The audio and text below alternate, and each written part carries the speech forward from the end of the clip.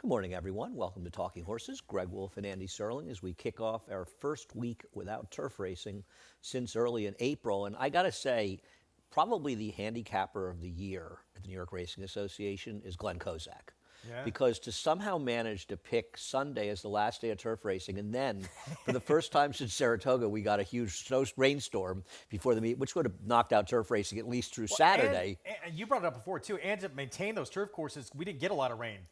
For all that extra usage, and they held up. It was incredible. Yeah, Brian Jabelman, of course, deserves a lot of credit, along with everybody that works in the turf courses here. And I think what's hard to understand sometimes, and I get it, it can be frustrating, people saying, I don't understand, your turf season's ending, it's been warm, you haven't gotten any rain. These courses have been basically beaten down. You know, it's good not to get rain, but when you don't get rain, you don't get any breaks in the race to turf racing, and the courses aren't going to start regenerating once you get into October. So they're basically sort of died on us. I mean, we got an enormous amount of use out of those courses. Really, basically the max. I think we lost 5 turf races this meet. We had the one day where we missed. Really, that's it? 5 days the whole It's meet. incredible. Yeah. But so no more turf racing. You don't have to worry about races coming off the turf until we get to April. Got an 8-race card today. Pick 6 kicks off for race number 3. And Sunday was only the second day, Sunday of the meet where somebody hit the pick 6. Nice job, everyone. Yeah. Good job. You finally overcame the Sunday jinx. There's only one sort of difficult horse, I think, in the whole season. How about the performance of the New York-bred maiden trying the dirt for the first time in the last race Sunday? Did you happen to catch that card calling? Got an 87 buyer, won by 17 and a half lengths, Mike Maker, a 3 Diamonds horse. Very, very impressive. What was the horse's name again? Card calling, I think, is the name of the horse. Card calling. Yeah, Okay. he was born on the turf. He had finished second behind a Horacio de Paz horse that came back and was, I think, 4th in the stake on Saturday. Okay. And he switched the dirt for the first time and he didn't even break that well. He got slammed coming out of the gate, spotted the field a few lengths, and it was quite the performance by him. They're already talking about the Remsen probably being too close, and so the Jerome is more likely for his next start. But who knows, you know? 2025. Yes, I spoke to Kirk Wyckoff the other. He's very excited. As he should be. As he should be, I agree. Anyway, head over to Naira Bets. If you're not a member of Naira Bets, use the promo code BONUS200. We'll match the $200 of your initial deposit. Flavian Pratt. Flavian will be riding at Mahoning Valley on Monday. They have a big card at Mahoning Valley on Monday. I was just glancing at the entries. Do you think it's his first trip there? I would assume so. But they get some big names for that day, don't Yeah, they? yeah. They got some good racing coming up. It's always a fun card, and yeah, Flavian's on his victory tour. I think he feels a big win at Mahoning Valley would absolutely Put him over seal the top Eclipse for the Award Eclipse for Award. him. Yeah, I think that's the plan. Anyway, we've also got track stats. You want to check them out when you're over at Naira Bets as well.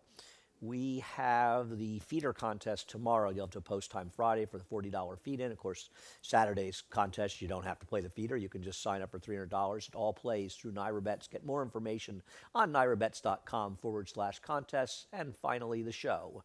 12 to 4 today on FS2. Race number 1. I guess we'll start by showing Sharp Smile finishing a distant second to the impressive Fully Subscribed. I think she may be pointing to the Demoiselle, but I'm not certain. I mean, it's Brad Cox. She draws well on the outside. Just a very logical horse, right? It was her dirt debut, and she was forward on this day. And she has, you'll get to Kiss Me Slow in a minute, and obviously who she faced, but she ran the best probably figure of anybody in this field, and now the blinkers come off. She has speed. She has that cozy outside post. There's a lot of things to like, and she has a couple of starts too. There's an interesting first-timer in here, and it's tough to win first time out at a mile under. Yeah, I mean, the first-time star you're talking about is the 4, Keep the Dream Alive, a big dam side pedigree for Bill Mott. Yeah, look, the dam was a multiple graded stakes winner, multiple grade 1 placed. The second dam was also multiple stakes winner on grass, Yep. which may be beneficial today with the surface being sloppy. But yeah, this one apparently has the credentials to be very good. It's always a concern going around a ground first time out, and you prefer ones with experience, though. No, I don't disagree, and like you, I went 3, Kiss Me Slow. I'll let you talk about her.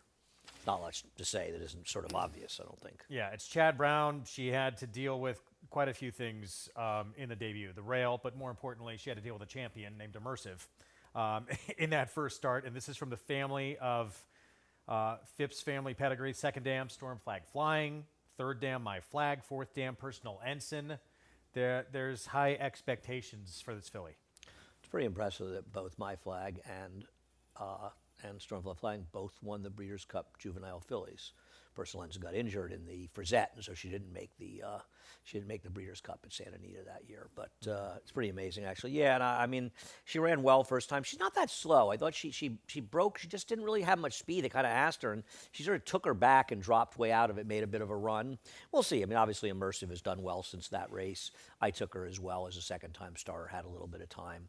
Thought it was, the first-time starter scares me a little bit, but as you say, experience at a mile can be very, very important. Race number 2, going a mile and an eighth, and the mile and eighth distance a little bit important in here. But we'll take a look at Yo Daddy with that big win, going a mile at Saratoga on August 17th. Finished a good second to Game Warden, who I believe was a Flying P horse at the time, a Flying P's juggernaut.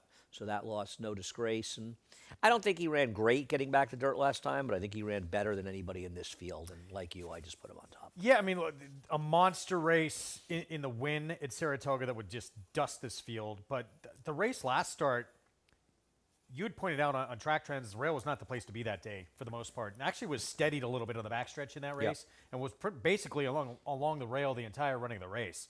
So I think it actually upgrade that one a little bit. Mazmac ran off the screen that day with a 96 buyer. They knew. Dutrow setting a new career high. For me, Black Rain, I don't think this horse wants a mile and an eighth. I have major question marks about him at that distance. That's why I picked against him the last 2 starts.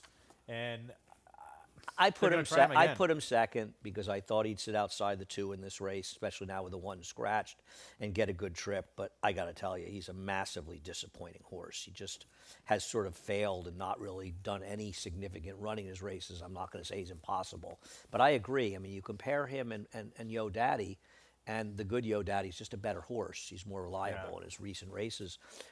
California Sober is a funny horse. I don't like this horse. You've got him second, but I'll let you talk about him. I'll tell you my issues with him. Yeah, with this race, again, at a mile and an eighth, I just want horses that I think can get the distance in here, and this is a son of Tonalist in here. It's a little, well, it's a lot.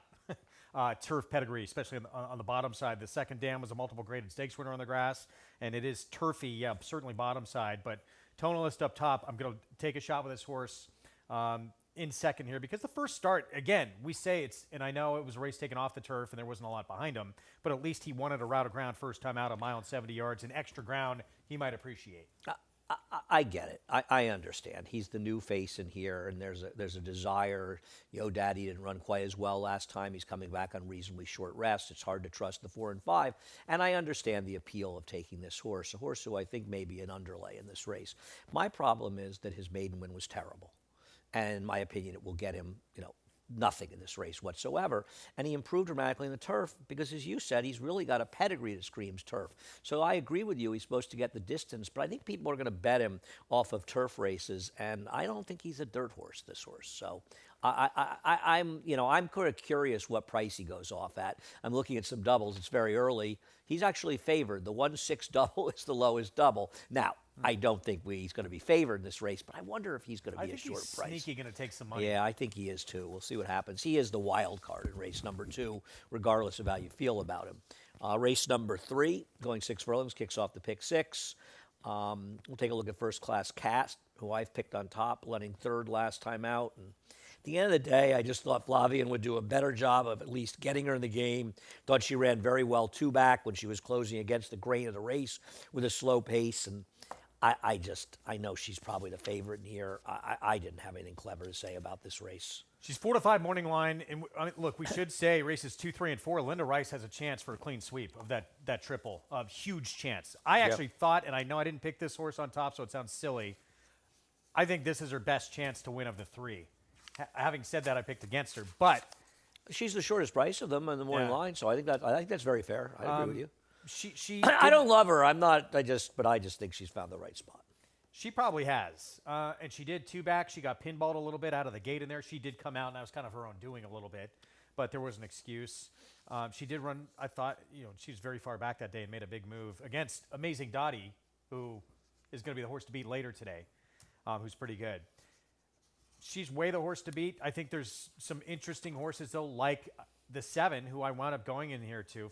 Foolish Challenge. This is, I feel like, an improving 3-year-old who just matched her career best figure. That yes, she still needs to get faster off of, but that was, a little while ago. She's had a little bit of time, and I see that work. I have no idea how she did it. She could have been all out and it could have been a horrible work, but it was the second quickest of 164. I'm hoping it was a very strong work, and maybe she's coming off that good figure in a little bit of rest, going to a barn that certainly can move horses forward for Wayne Potts, that maybe she's trending in the right direction, because this is the time these 3-year-olds start catching up to the 4-year-olds. I don't like her, but I'm not going to knock a horse in this race because I picked a 4 to 5 shot who is not exactly the most reliable horse. And the other horse is Graceful Rose, who I don't know. I don't think Graceful Rose is going to be 6 to 1 in here. I'd probably pick her on top at 6 to 1. I mean, this is a horse that you don't have to go back that far, and this is going back to April 11th. 4 starts back when she ran second with a 76 buyer, and you start to look. She ran the turf. And then she did not run well at Saratoga on July 4th. I will say, I'm sorry, at Aqueduct here on July 4th. It's a mile and an eighth. Oh, you're talking no, about July and then 4th. last time out, I'm not going to crucify her for that mile and an eighth race. Definitely not. I thought she was kind of the other horse. Gee, I never thought she'd be that big a price. And maybe the feeling is, and Dave's usually right, her form has declined. But I thought she's clearly the horse that at least has the second best races, and maybe the best race of anybody if you go back. The trainer doesn't win here very often, but I thought she was pretty logical. I didn't. He's got Ariana Rye as the second choice, and he's probably right. What am I missing about her? I don't like her Neither at all. of us have her. I will say that the start 2 back, that figure puts her in play. It really She's on does. a gold rail that day, though. That's my problem. Yeah. I agree, that figure does put her in play, but I think she earned it by riding a very strong bias. And this is a new rider, a woman rider who I'm not familiar From with. Woodbine, Sophia Vives. Right. She's obviously had some success there, riding at 16%. So I think she's planning on riding here. We wish her the best of luck. This is her first mount, right? Here. Yes, here, Yeah. right. Yeah. Moto Morning Grouch is going to be loose in here. Right. Does this horse have any chance to go gate to wire? Well, I guess they all have a chance to go gate to wire, but it would Gonna be dangerous. Take a pretty big bias for this horse to get home. Yeah. We'll see what happens in race number 3. Race number 4, and we'll break after race number 4. I think one of the keys to race number 4 is what you do with Torpedo Run. You have him third, I have him fourth, because based solely on his last race, perfect trip or not, he's extraordinarily dangerous in here. But, man, I don't love horses claimed away from Chad Brown. Claimed away from on the dirt, 11% with 65 starters, $1.05 ROI, off of a maiden win, like 3 for 16, 3 for 32 off win. I just don't feel confident this horse is going to run back to this number. And to your point, I feel a little more confident of it. I'd rather have it this way than the other way around. I'd rather have it, being claimed off of David Jacobson. It's Jacobson taking him off of Chad Brown. You'd rather have it this way? Yes. Yes, I agree. I don't want any horse claimed from him. If Chad Brown, if I find out he claimed a horse from David Jacobson, though, I'm going to smack him. Big problem for me with this horse is, yes, that huge jump up from this horse, and it was against 20 maiden claiming to get his first win. Now he's got to do it against winners and, jumping up in class. I'm going to take, off one of the best barns in the country. I'm going to say you got to prove it to me against doing it back to back now against winners. And you're getting back on the Linda Rice freight train here. I don't love this horse. I know she got big figures going back. I don't know this horse. A little slow, isn't she? I honestly think anyone can win this race except the 6. The 6 is a little tough, tricky to make in here. I don't have anybody else thrown out, so that's fair. But yeah, this horse has just been facing better company. It's a drop in class. I know. But the horse is getting out slow out of the gate continually as well lately. So I'm not in love with this horse by any stretch. Those 2 races at Saratoga, 2-3 starts back, would, I feel like, lay over this field. But we can't rely on that from this horse because we have not seen it very often aside from those 2 starts. I can't resist Boys Code. I have a thing for Boys Code. You obviously don't disagree with me having the horse second.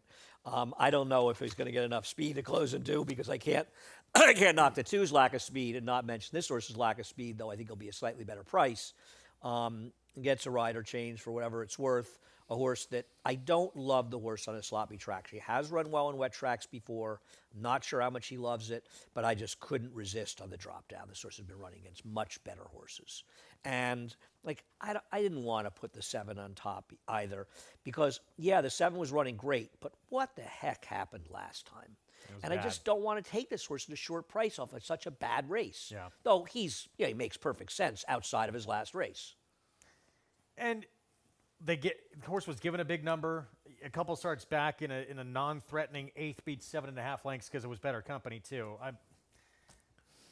I don't love that race either. I'm just Even not. though that figure probably beats most of these in here. Yeah, this horse is running in significantly tougher races. There is a great one number horse running on Sunday. I hope it's a race that you won't be in because you're going to be here in the middle of the night covering Japan Cup.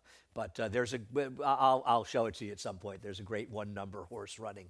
It's if anybody's looked at the Sunday card, they know I'm talking about. It's a Jorge Duarte horse. Okay. It's like a 70 buyer that suddenly ran this huge race and got a 90 something, a totally legit number. Of course, they'll back It's it like what you know. It's just I was looking at it repeatedly yesterday trying to figure out what to do with the horse. Anyway, we'll worry about that on Sunday. That's the first four. Greg and I will be back with the late pick four after a quick break.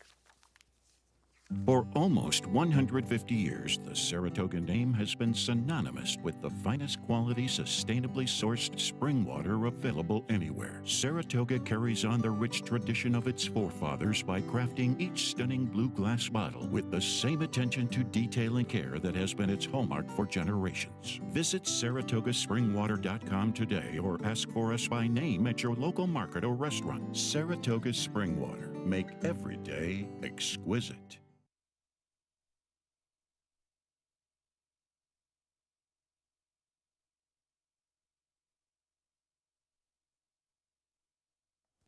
Welcome back to Talking Horses. Greg Wolf and Andy Serling. Race number 5, going a flat mile, and not a lot of form in here. And I guess the easiest thing to do, which Greg did and I put the horse second, just sort of cop out with Rick Dutrow, whose horses are on fire. Look, I really, really wanted to go elsewhere. I thought long and hard about going with Silent Sandy in this spot. I think that horse is going to take a lot more money. The horse is not going to be 8-1. But Furry Fox, I agree. yes, Dutrow is extremely dangerous right now. His barn's heating up. Faced Boston's Finest, who is second in the Maid of the Mist, behind With the Angels in that spot. The dam has produced Boss Making Boss Moves, who was a pretty good runner. And just it's a big drop in class. It's start number 2 with an equipment change. I feel like this horse was scratched going to the gate sometime in the last couple of weeks. Okay. I don't believe recall. like the last race of the day, or I believe this horse was a gate scratcher. I mean, this is so much of a drop in class. I It's agree. hard to. I agree. He's the horse to beat in this race. I have no argument. I'm going to bet Pawtucket Shuffle, though. I watched this horse first time out, was wide against a good rail. Now, did catch slop last time, but, just running against so much better. Even, Nina Kay came back and finished second here behind her stablemate, the Linda Rice, the good undefeated Linda Rice horse in the stake on Sunday. I just feel like this horse is running against better, and it's not, this horse to me isn't that different from the 6 and the PPs, except the Dutrow barn is going so well. But at a much better price, I thought I'd go with this horse as my other alternative. Okay. No, real. You've got this one. Yeah, I mean, I have the We've horse. got the same 4 horses. Almost nothing would surprise me in this race. I thought Silent Sandy, 2 sprints stretching out, did show little ability to make up a little ground. I think it's going to get better potentially on the stretch out here. And that, obviously, the 10, first time in for a tag, is one you got to look at. Boy, I tell you something. I think this horse is better than the last race. I think you'll see this horse run better today, and I think that horse is very logical in here. And by the way, November 9th, Furry Fox was a gate scratch. Oh, okay. So favorite here. 12 days ago. Yes. I don't, obviously nothing major because the horse is back and running, and obviously I'm assuming does not. I will What's the say- last work you show for the number 6, Furry Fox? November 16th. Okay, I printed these before that. I will say with the 3, I'm excited to see that filly get on the grass. Well, you better not hold your breath. It's going to be a while. It's going to be a while. But yeah, there's some serious pedigree for the turf. Okay. She's toxic, You could claim her if you want. 40,000. I got. yeah. I think I have like $20-something I can contribute if you can All right, come we'll have a with cupcake 39 sale. and change. If you have a cupcake sale, I'll be buying them. Race number 6, 6.5 furlongs. The number 5 scratches out of here, and we'll start out with Vegas weekend. And I picked the last time was the time horse in this horse. I have no idea how this horse paid 12-1 in the last start, and had the run of the race. And it's a little bit different now, but, and with the scratch, the 2, It Takes Heart, is loose here, and I think it does increase her chances of winning this race. I might have switched them after the scratches, but I kept Vegas Weekend. Well, I just thought at least was in good form in a race where I didn't really trust anybody, but I'm not enamored with this I field. think the 2's loose, huh? Yeah, what do you think is going to be in front of this horse? Yeah, I mean, the 6 has a little bit of speed. A little bit, yeah. 7 has a little bit of speed. The 1A has a little bit of speed. Yeah, no, you're right, they do. But you may be right. I mean, that was very quick fractions. Man, he's got to go from in there, right? Yeah, that was a super fast pace. That was a weird race last time. I don't know where she's a little edgy where that race came from. She becomes more dangerous to the scratch. Here's the video of your horse, My First Love, winning her last race. She liked the 6. They're both sort of last time was the time horses, aren't they? I have this last 2 starts actually from this mare. She's paired up similar numbers each of her last 2 outings, and I love to see that. She did have to put on the brakes early on in this race a little bit, and still showed the athleticism to keep on moving and make a move. She was 5 wide around the turn. I think she's coming in just very sharp and puts in another forward move today, and she does. I think even with Vegas Weekend running back to, if she could somehow run back to what she ran last time, which was a career best performance. I probably. thought she ran well the time before that. The rail wasn't good at Monmouth, and she was down inside, so she's in pretty good form. I mean, I know she's the favorite, but yeah, I think she gets in the mix with a little bit of a forward move today, and I think she's primed to do it this afternoon. actually, It Takes Heart is the favorite on the line, and I mean, It Takes Heart's a funny horse. We should talk about her a little bit more. We both have her second. I just have my reservations on the drop down with this horse. Now, maybe she ends up getting loose, but she comes in this race in somewhat questionable form, doesn't she? Especially versus the morning line favorite. It's been better company. It has been, but she hasn't done any running in those races. I just worry about her. She beat it. I mean, she easily beat My First Love in Saratoga, but I think My First Love is coming this race in better form than she was, and It Takes Heart is coming in this race, well, similar form, but not as good. It just feels like since she was claimed that day, and then Wayne Potts didn't do well with her, and now Robbie had her for one start, and he's dropping her again. I just wonder if the clock has struck 12 on her a little Maybe, bit. but now they're just getting a little more realistic and saying, well, at this spot but she is meeting some company that comes in pretty sharp for the level. I will say that. Yeah. The number 8, our funny business, comes off the claim for Michael Catalano. He's not run a horse in the last 5 years off the claim at Naira, but he is pretty good. I mean, he's a 23% trainer with a $1.78 ROI off the claim on dirt, so he has pretty good numbers. And I don't think that horse is impossible in this spot. Jackson 60? Who are we talking about? Our Funny Business. Oh, Our Funny Business, sorry. I don't like Jackson Dixie. I'm not taking that horse off the claim. 10-pound bug rider. Yeah, I don't know. I preferred actually the 1A a little bit over that one, but it wouldn't shock me. All right. See what happens in race number 6. Race number 7. Huge scratch. Yeah, this was a very big scratch with this horse coming out. A major player in here, and probably the second choice in the line. We'll show Amazing Dottie, and My Bronx Baby running 1-2 or 1-3 in here. The thing for me is she got to sort of sit just off of a very moderate pace. And I know the time form has the pace sort of fair here, but isn't Sue Ellen Michigan, who we'll get to in a moment, isn't she going to apply pressure on this horse and maybe even be in front of her? Well, I think she will be in front of her, but I think Amazing Dottie doesn't need to be in front. She proved that before on a couple of occasions. I agree. Yeah, no, that's so fair. She's forward. She is quick, but she doesn't have to have the lead. And I know she was the favorite morning line. I thought she was going to have to run the race of her life to beat True Empress, but we're not going to get to see that today, unfortunately. I prefer True Empress to her as well. I totally agree with you. And she can win here. She's okay. But as we look at Sue Ellen Michigan, and this is a race 2 back, and she won January 19th. Now, she rode an enormous bias this day and was very fortunate to win. Lady Mino finished second, was much the best. But she is a speed horse, and I think she's a little dressed up by circumstance. Layoff or not, isn't she supposed to be forward in this race? She's going to be forward. She's usually forward, and coming off fresh off 7.5 months away, there's even more reason why she's going to be forward. Yeah. And in camp, My Bronx Baby pushed it a little bit too. Yes, the 7 will be there as well, who always goes. So those two for sure are going to press. I can't resist Foxy Cara in here. She's been running against some better horses in some of her races with Cruz de Catalina and Athena Beach.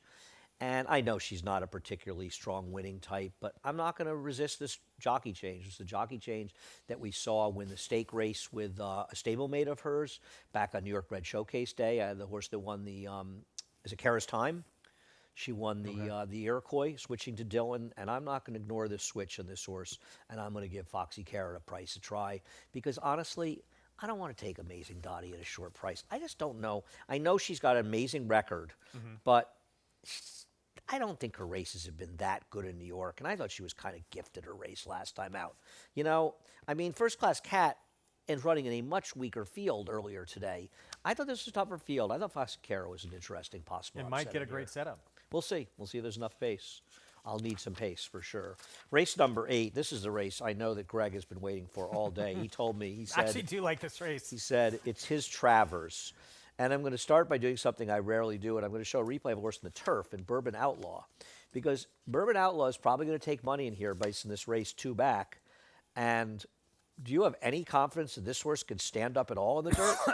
No, this horse ran first time actually on the dirt. It was a muddy, sealed surface race meant for the grass, and didn't at any point ever show any ability on it. Yeah, and he's not exactly reliable. Listen, he could win here. I'm not going to be shocked by anybody winning here, and I wouldn't knock people for taking shots on horses, but I don't love him, and I also think he's the perfect segue to the horse who I'm guessing David has favor in the line.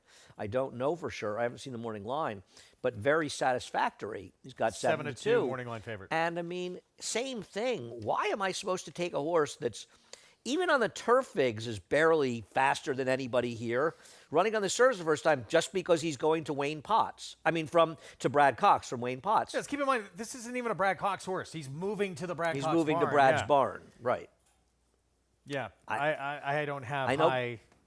Brad and Sandy have done very well together, and I wouldn't want to be live in the pick 6 for a score and not have this horse, but man, I don't like this horse. Betting the race individually, you know, it's one of the basic misunderstandings of people who like to lose on Twitter, that using a horse like this defensively in a pick 6 or pick 5 somewhere in your play is a lot different than playing the race individually. I'm happy to play against this horse, but depending on who I'm using in other races, I wouldn't want to get to this race with a 20. I wouldn't want to, for instance, get Foxy Cara home and lose a multi-race bet because I didn't use very satisfactory. That's what losers do. But I can't recommend this horse at a short price. I can't. Look, total unknown. And yet, just because the horse is now, fourth different barn was going to debut for Brad Cox, all of a sudden this horse is going to be different on a new surface. It's a big guessing game. Yeah, I really liked, actually, for this level, like Dangerous Driver's Race quite a bit. Go ahead. Another horse is 0 for 17. There's the Well, he's 0 for 6. That's not. I don't care. Yeah, about the majority that, of the races are on the turf, I don't. synthetic. He's six starts with a second and a third. His dirt races are a different story. They're not bad. In fact, that race in the mud here, it was an open mud track on May 12th. He ran huge in there. I remember I got lucky. I needed Guile for second in an exacta.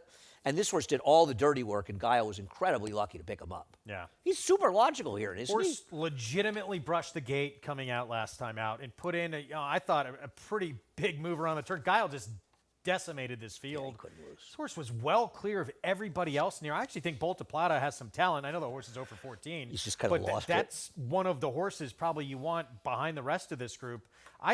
If you look at the Dangerous Driver race, to me, I was impressed. And it was, figures-wise, to me, a lot faster thoroughgraph-wise than anybody else near what they've done on dirt. So and I think can move forward off it with a clean break. You don't like my silly horse, Comanche Peak. I like him. He's cutting back from 2-turn mile and 8 to 1 turn. I actually thought he ran okay against arguably better horses than these last time out. The rail was good. He was like 3 wide around the racetrack. He broke a length slow. I actually thought I thought that was a much tougher maiden 20 than the one he's facing And today. a mile and an eighth might be just too far. Yeah, and I just like the cutback from mile 8 to a mile. So I agree with you on the 8. I think he's a very logical horse in this race, and the 4 and 8 were the main 2 I wanted to use here, with a 6 as a Yeah, it was probably defensive backup. I was probably a little too harsh on the 4. That's one I would want in multi-race. Yeah, I thought the wagers. last race was sneaky good enough to compete in this. I mean, listen, he's 8 to 1. Shaking the bank, Bell is 6 to 1.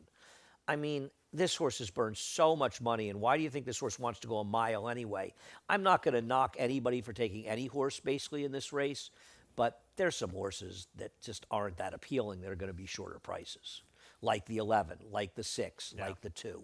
So Even, look, Bad Boy Butch, second time dirt, gets an equipment change. He's not impossible. No, not at all. No, he's not. He didn't run well last time, but those were probably better horses and maybe a little bit tougher maiden 20 than this one. Yeah. See what happens. It is funny. This is actually, I think, a little bit of an interesting race I do, for a yeah. race this level. Sometimes you look and you go, oh, I just don't like anybody here.